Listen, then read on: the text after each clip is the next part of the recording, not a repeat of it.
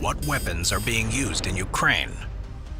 Russia's invasion of Ukraine brought the world's eyes to the capabilities of modern warfare. With missiles, tanks, and exotic types of bombs, the landscape for soldiers appears to be more dangerous than ever. The weapons used by both Ukraine and Russia are impressive in their capabilities and equally terrifying in their destruction.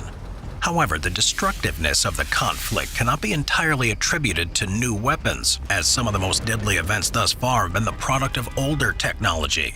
The cluster bomb, for example, was widely used in World War II by the Germans. Sprengbombe Dickwandig 2 kg, or the German SD-2, was a cluster bomb developed to attack both military and civilian targets. Likewise, Russia's been accused of using cluster bombs extensively to target populated areas and destroy vehicles.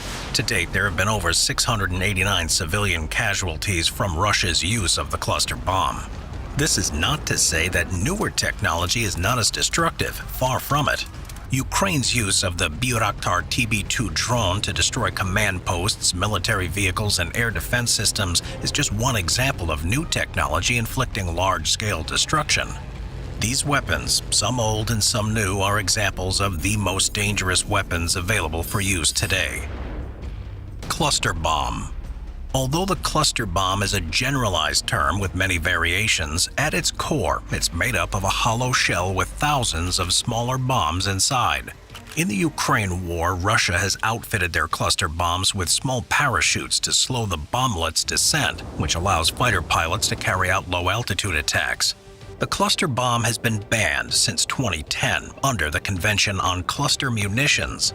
Following reports by the Cluster Munitions Coalition of Russia's use of the weapon, many countries have come out to condemn their actions.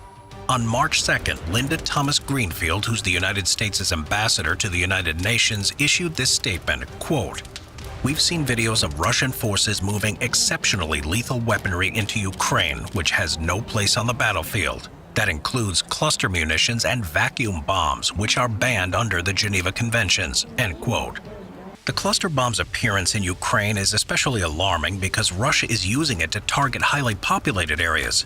This results in many civilian casualties and destruction to infrastructure in Ukraine. More disheartening still, a study by Handicap and Inclusion, which is a French charity dedicated to disaster relief, found that only up to 40% of the small bombs detonate on impact. This means after a cluster bomb is dropped, as many as 60% of the bomblets are dangerously scattered around the area, ready to explode at any time. Bayraktar TB2 drone. The development of drone warfare has forever changed the landscape of war. No longer will pilots risk their lives in the cockpit of a fighter plane, dogfighting in the skies above the battlefield. Now, unmanned drones can be controlled by someone in an office building thousands of miles away. The Ukraine military has utilized this technology to devastating effect in their struggle against Russian forces. 12 of the Bayraktar TB2 drones were purchased by the Ukrainian military from Turkey in 2019, and now they're being put to the test.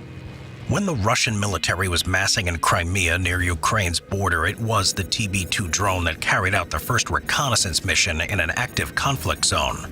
Then, the drone was later used to destroy a Russian artillery position that was bombarding Ukrainian troops. With a blended wing body design and an inverted V tail structure, the drone is capable of staying at a medium altitude for long durations.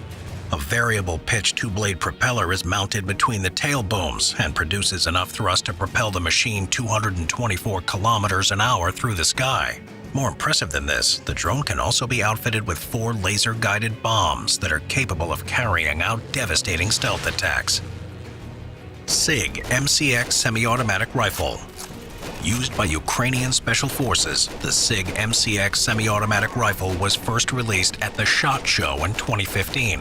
This weapon is highly customizable and comes in many variations. However, from photos of the weapon in Ukraine, it appears that the 11.5-inch barrel and suppressor handguards version is being used. The taper of the barrel's profile allows both muzzle devices and sound suppressors to be directly threaded onto the weapon without the need for washers. This allows the weapon's barrel to be changed in just a few seconds to virtually any length and caliber. Regardless, all weapons of the SIG MCX series utilize a short-stroke gas piston system, which dramatically reduces recoil and improves the durability. There is a reason this weapon was chosen by the Ukrainian Special Forces to protect their country. It's so quiet with the suppressor that shot timers have to be placed at the ejection port to pick up any sound. In addition to this, the weapon is capable of firing 800 rounds a minute at targets over 500 meters away.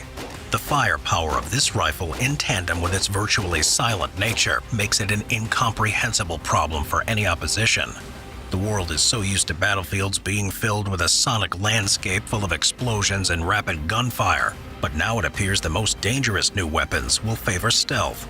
After all, even more frightening than the sound of a machine gun is to not be able to locate where 800 rounds a minute are coming from.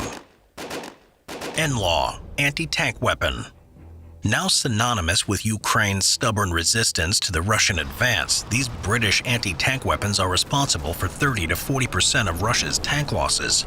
To date, Russia has lost roughly 1,500 tanks in Ukraine and has been forced to drag out Soviet-era machines to keep the pressure on while advancing. The NLAW is the perfect light anti-tank weapon at a maximum weight of 28 pounds and with an effective range of between 20 to 600 meters.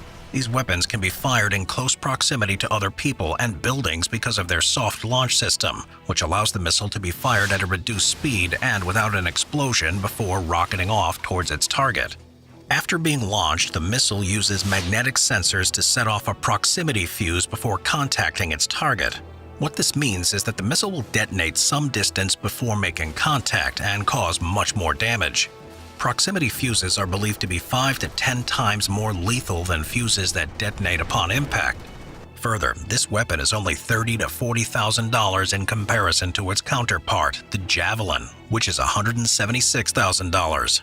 But if the great price and impressive specs are not a testament to the NLAW's effectiveness, then look no further than the smoldering ruins of Russian tanks alongside Ukrainian roadsides. T-90 Russian tank. The tank is an iconic sight on the battlefield, whether it's providing cover for advancing infantry or shelling enemy positions. The versatility of these machines cement their place in modern military operations. Russia counts the new T-90 tanks as among its best battle tanks and has relied on their presence to push into Ukraine. Only 3 crew members are needed to operate the 48-ton tank, which relies on its V92S diesel engine to get it moving at up to speeds of 60 kilometers an hour. Further, it comes equipped with a 2A46M 125mm smoothbore tank gun and a 12.7mm Cord heavy machine gun. The T-90 tank, while impressive in its capabilities, is over 30 years old and very weak to anti-tank weapons. As such, Russia has had to develop Arena, a modern defense system aimed at protecting the T-90 tanks from anti-tank missiles.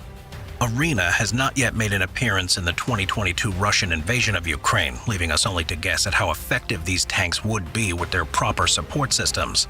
Instead, the T-90s have been outfitted with steel grills at the top of the turret in a desperate measure to fortify against the constant missile attacks.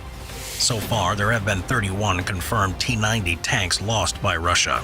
Nevertheless, the speed and firing capabilities on these tanks makes them one of the war's most dangerous weapons. The war in Ukraine has cast a light on the capabilities of modern weapons, as well as reminded everyone that cruder developments such as cluster bombs still command a place on the battlefield. It's a strange study to observe how new weapons are becoming lighter, quieter, and more precise, while at the same time the battlefield is increasingly affecting non-combatants. Drones are capable of carrying out precise targeting missions, and yet cluster bombs are still being used to wreak havoc on populated areas. In looking at the most dangerous weapons of the Ukraine war, it becomes clear that, in some ways, we are all affected by this era's military technology, either being protected or destroyed by it.